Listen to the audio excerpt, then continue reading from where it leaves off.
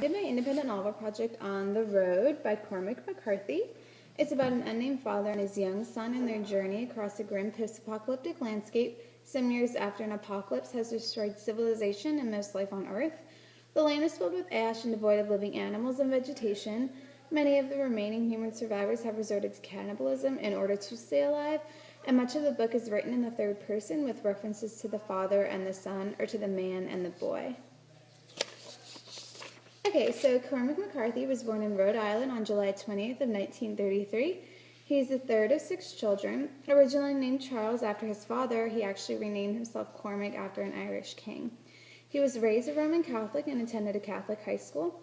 It's ironic that Cormac is religious as opposed to the man in the novel, because we see throughout the novel the man often struggles with his belief in God.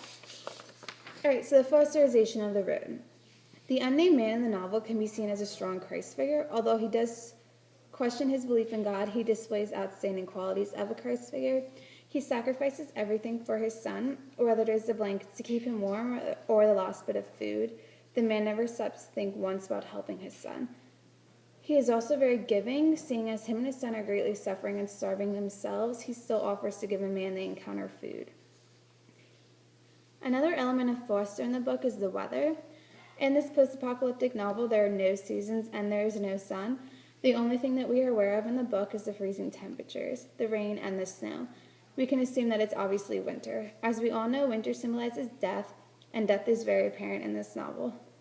Considering there is no change in season, especially from the transition from winter to spring or death to rebirth, we can assume that this novel has a very grim ending.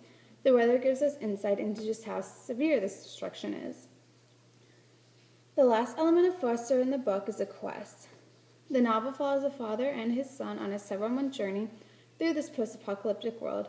They travel on the road in hopes of making it to the coast. Okay, so I believe that the main literary element in The Road would be the point of view. As I said earlier, it is told from a third person, and the father and the son are never actually given a name, and we don't really get to know them. And I do believe that the author did this for a reason, because seeing as the world did just suffer from an apocalypse, anything could really happen, and he didn't want us to grow too close to the characters. Okay, so I would give the novel a 5 on the readability scale. It is really easy to read, however, I did find it very hard to get through more than just a few pages at a time because it is really sad. But the vocabulary is fairly simple and the plot is easy to follow.